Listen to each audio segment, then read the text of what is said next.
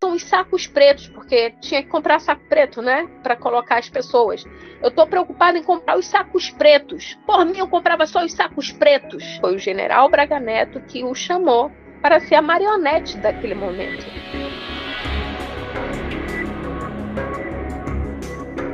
Sou Andréa Barbosa, eu tenho 49 anos, eu sou dentista, eu vivo no Rio de Janeiro hoje.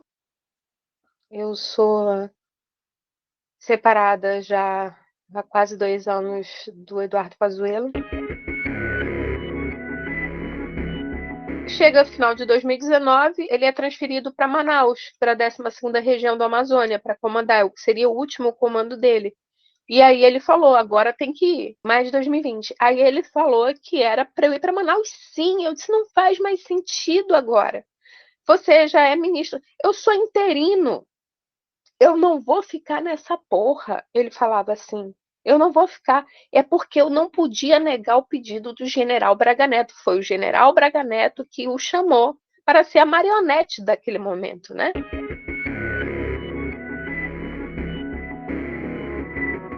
Aí teve um dia que eu sabia que ele não ia largar. No dia que ele chegou em casa, e eu falei assim, larga isso, pelo amor de Deus. Você falou que só ia durar 2 meses, já estamos em julho.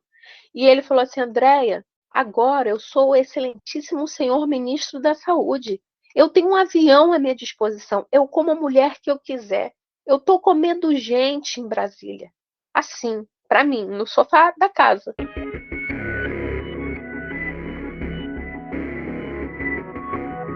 O que eu mais pedi para ele foi para não entrar nisso. Eu tenho um print de uma mensagem que eu mandei para ele.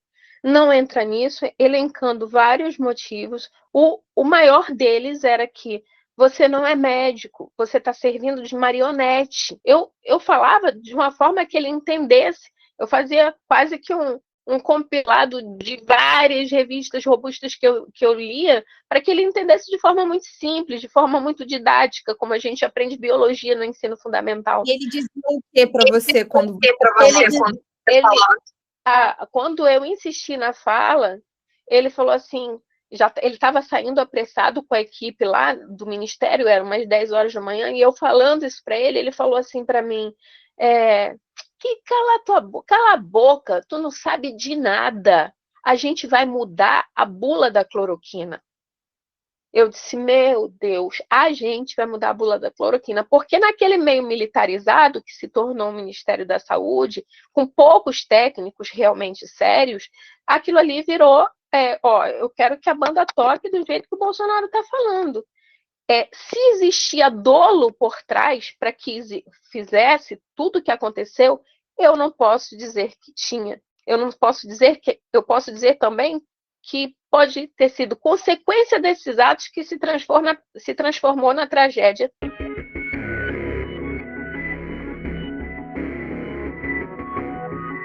Eu não fiquei aquela mulher deslumbrada, olha, teu marido é ministro, olha, vai lá em Brasília, pega teu lugar em Brasília. E eu dizia para todo mundo, sabe por que eu não vou? Porque eu não compactuo com nada disso.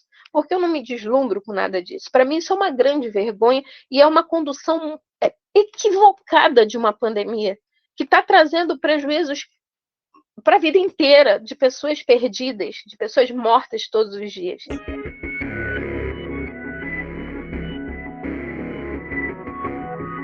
E a ruptura foi ali, porque já era uma relação desgastada, uma relação que a gente não dava certo. Sabe quando você pega um carrinho de compras no supermercado que a rodinha está errada e você vai com ele para cá, vai com ele para lá, e quando finalmente você chega no caixa, você pensa, por que eu não peguei outro carrinho?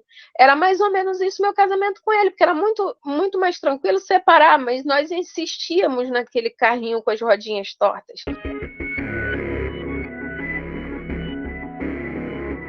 Foram 2 momentos que eu pisei em Manaus. O primeiro momento, em maio de 2020, em que eu via valas e valas e valas para serem enterradas pessoas.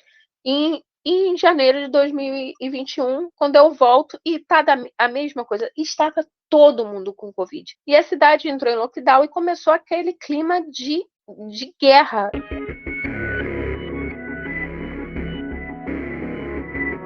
Nesse dia, ele fala para a Luísa, ele liga para a Luísa e fala que era para a Luísa ir para lá, que o papai vai ter um jantar aqui. E a Luísa vai. Eu, Lulu, não tira a máscara, pelo amor de Deus.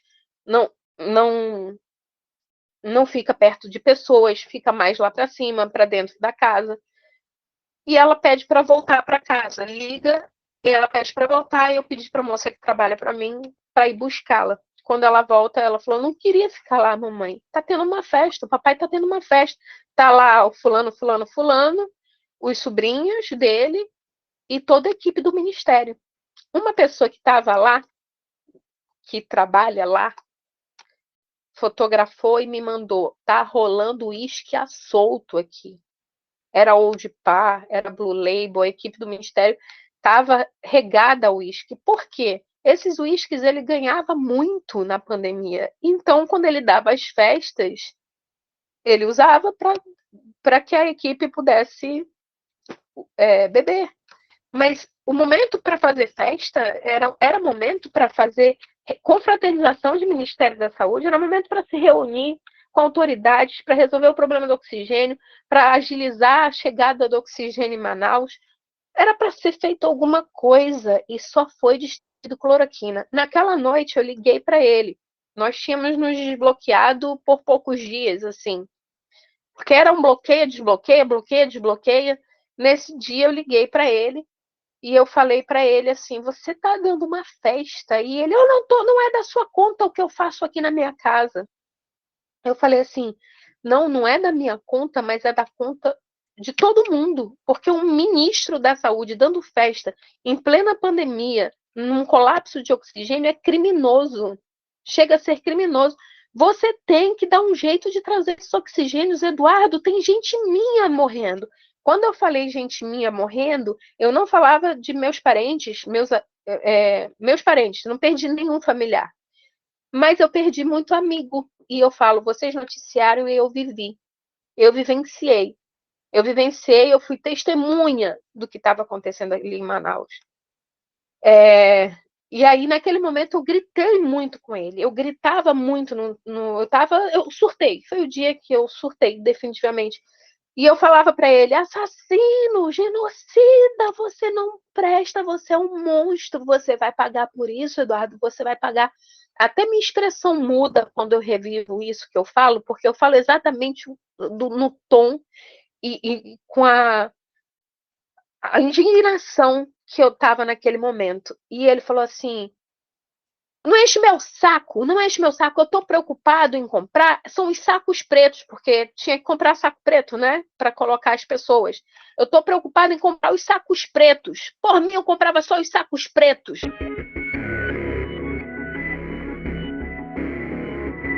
O Pazuello é um militar que ele tem muitos inquéritos militares por autoridade, abuso de poder, muitas coisas ali dentro que naquele momento, se fossem expostos, iriam macular a imagem que ele queria passar ali, porque ele estava querendo se lançar como político, eu acredito que era para ter imunidade parlamentar, que ele não racionou nada nessa campanha, ele tirou do próprio bolso R$ 500.000 para fazer a campanha dele, ele mesmo.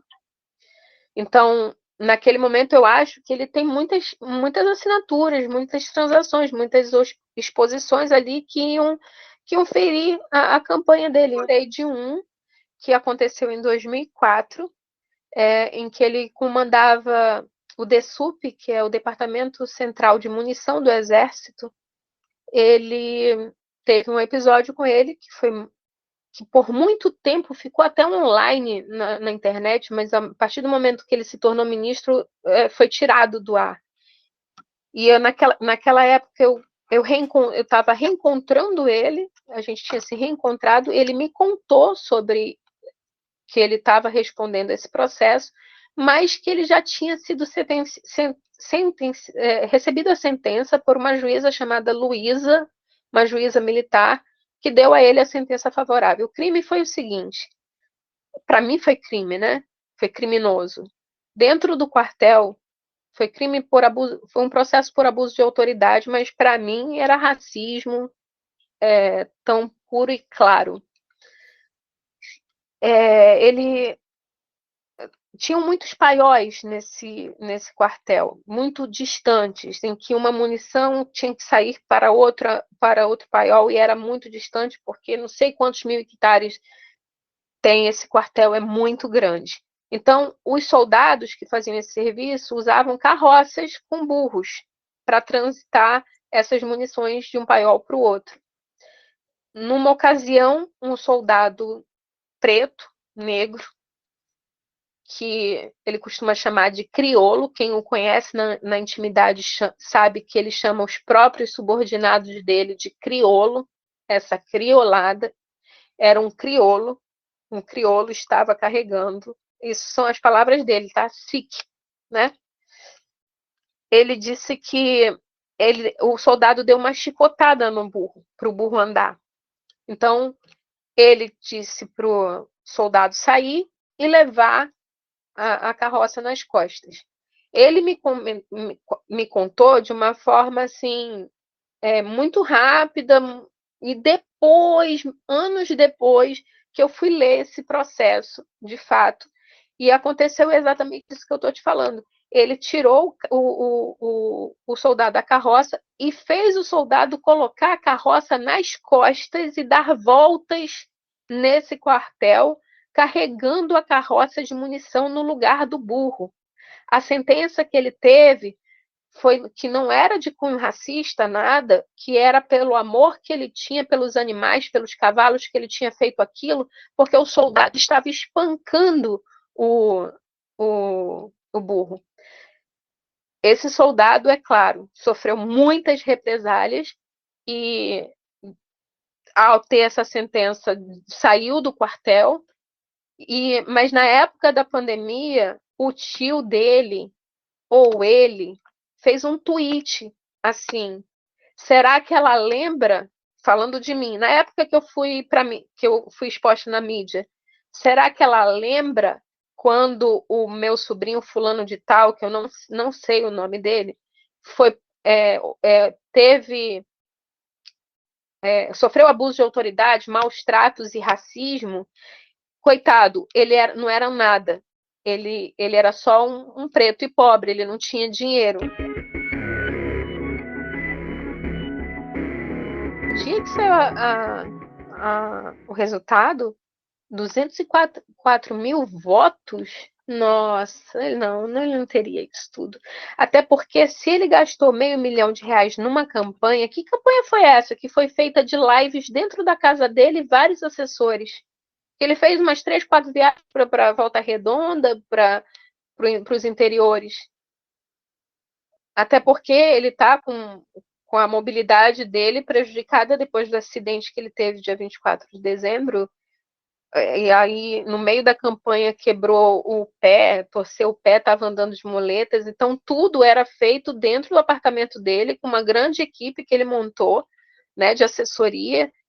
Ele não sabe operar nenhuma plataforma dessa aqui, não. Isso aqui, plataforma de Zoom, de Instagram, de Twitter. Ele não se informa, ele não sabe lidar com isso. Até o bankline dele é nas mãos do assessor. Todas as pessoas que estavam transitando dentro do apartamento dele, porque tudo foi feito dentro do apartamento dele.